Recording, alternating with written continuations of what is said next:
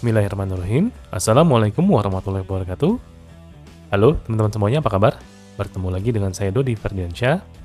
Di video kali ini kita akan berkenalan dan juga bermain dengan yang namanya PowerShell. Mungkin bagi teman-teman yang sebagai pengguna Windows atau Windows user sudah tidak asing ya dengan tools yang namanya PowerShell. Nah, apa itu PowerShell dan bagaimana PowerShell ini bisa kita gunakan di dalam aktivitas di komputer kita? Yuk kita bahas sekarang.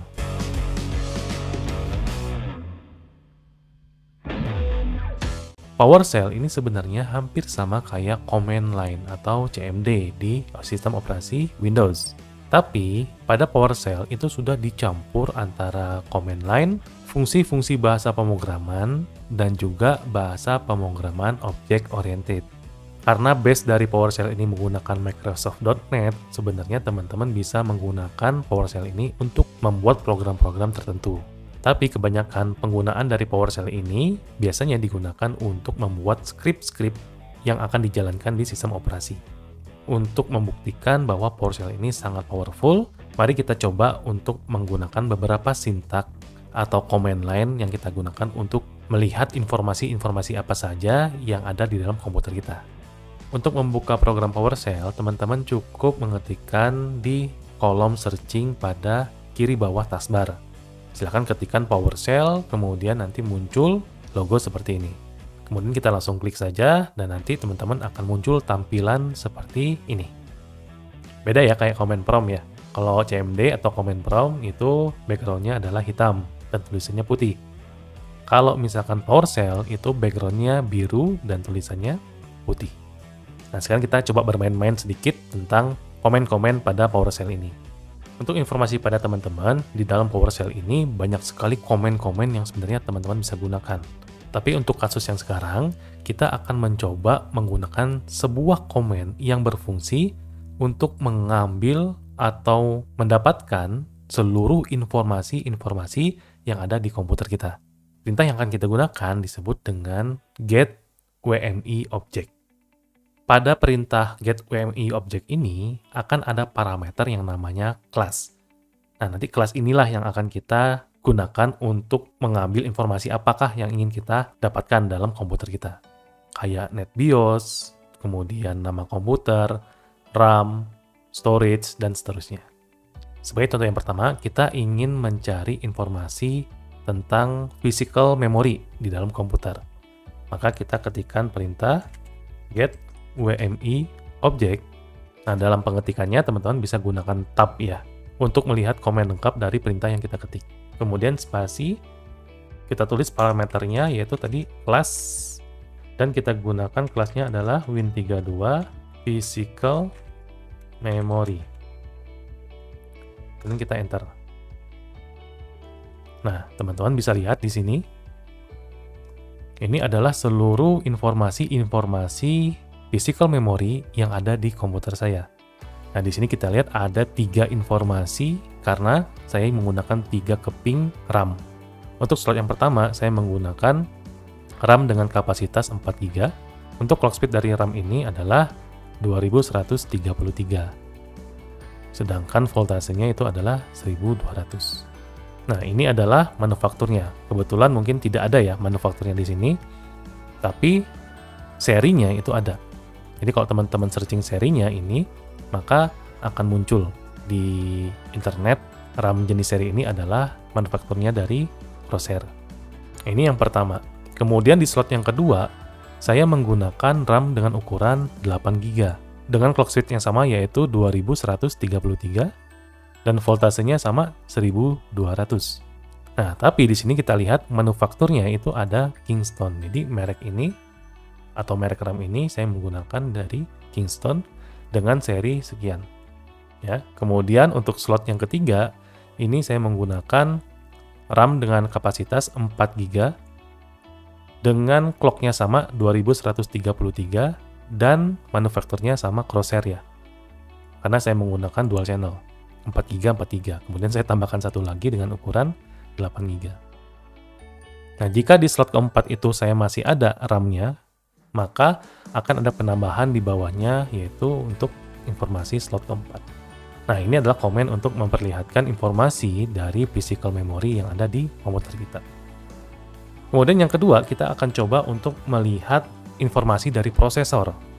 Maka perintah yang saya ketikkan adalah get WMI object sama, kemudian kelasnya saya gunakan win32 underscore prosesor. Oke, ini adalah informasi dari prosesor yang saya gunakan saat ini. Saya menggunakan Intel 64 dari generasi 6. Kemudian juga maksimal clock speed-nya itu adalah 3504. Untuk nama prosesornya adalah Intel Pentium CPU G4560 yang berjalan di frekuensi 3,5 GHz. Nah, gimana nih teman-teman? Menarik ya kalau kita bisa mengeksplorasi tentang komen-komen yang ada di PowerShell ini. Nah, biar makin seru, kita coba lagi ya, supaya teman-teman bisa melihat fungsi-fungsi yang lainnya. Misalkan saya ingin mencari informasi tentang logical disk yang ada di komputer saya. Perintahnya mungkin sama, saya akan gunakan get WMI object. Kelasnya itu adalah win32 logical disk. Ini adalah logical disk yang ada di dalam komputer saya. Di drive device ID-nya berapa, di C, ya, kemudian free space-nya berapa dari disk yang sedang saya gunakan di C ini.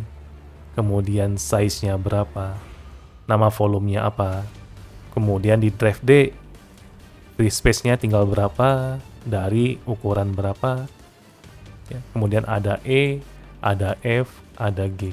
Nah, ini adalah logical drive atau logical disk yang saya gunakan di dalam komputer saya. Jadi ada 5 drive di sana. Nah, ini adalah logical disk-nya ya. Kita bisa juga untuk melihat informasi dari physical disk. Caranya adalah dengan perintah yang sama, get WMI object, tapi kelasnya kita rubah jangan logical disk, tapi disk drive. Nah, jadi dari 5 logical disk tadi, kita bisa lihat bahwa di dalam komputer saya, secara fisik itu hanya ada 3 disk.